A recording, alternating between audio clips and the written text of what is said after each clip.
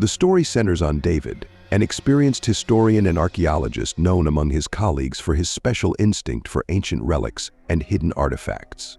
One day, he receives a letter written on tattered paper, in almost faded ink. The sender was listed as Lewis Carter, the curator of a long-forgotten museum called the Remembrance Sanctuary, closed to the public decades ago. The summary of the letter caught David's attention. "Dr. Hughes, I urgently require your help. We have discovered something strange. It is a text written in an ancient dialect, and it is changing. Each morning when I arrive, the lines are slightly, almost imperceptibly different from the previous day, as if they were written not to be read, but for someone to continue writing them. I feel like I am losing my mind. Please come as soon as possible." The letter piqued David's curiosity. He arrived at the place a couple of days later, and from the first minutes he saw a strange, unpleasant feeling. The museum, a dark and massive building, was located in the wilderness, cut off from the city by hills and forests. Immersed in darkness, it resembled a strange mixture of architectural styles, as if parts of the building were built in different eras. Carter met David in the lobby. His face was a strange mixture of relief and fear. He led David to the manuscript. It was a book, as thick as a brick, with pages darkened by time. Carter turned the pages with shaking hands and showed the first few lines, written in thick ink. The words described in the text seemed to be superimposed on the museum building itself. These were descriptions of rooms, corridors, stairs. The more David read, the more it seemed that the text not only described, but also seemed to lead him along an already known route. When he put the book down and looked at the curator, he said, "It's as if the building absorbs those who come here, and then turns them into words." From that moment on, David couldn't sleep. Every night brought him nightmares of endless corridors, lit by a dim, deathly light, where faces emerged from the darkness, their gaze lost, as if they were looking through space and time.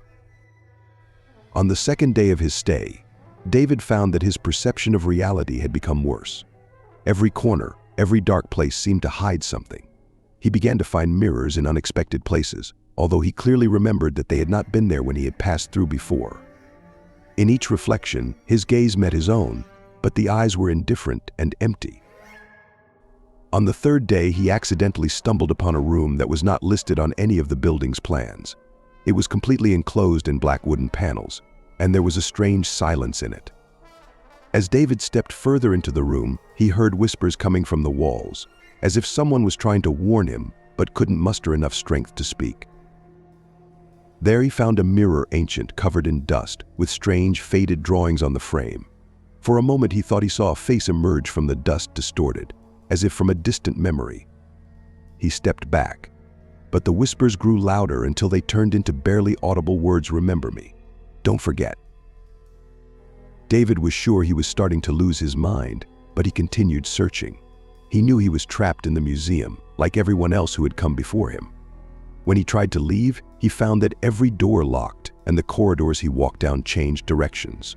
Each exit led him back to the manuscript. At some point, David noticed that the pages of the book had changed. His own thoughts, his fears and movements were described there, as if the manuscript was something more than just a book. It was as if it were coming to life before his eyes. Later, in a darkened room, one of the last secrets was revealed to him. He noticed that notes with his name began to appear on the pages. Taking a pen, he wrote something from himself, hoping for an answer. And the answer came the next day, when he opened the book again. "Your memory is now mine, as are all the memories that others brought here. You are part of history that cannot be forgotten, and I will remember you, forever." This was the last thing David could understand. His last conscious action was an attempt to break out of the room, but something held him back, as if the walls had tightened around him. A moment later he felt empty. Now, opening the book, each subsequent museum curator can read David's last thoughts on its pages. Please do not forget.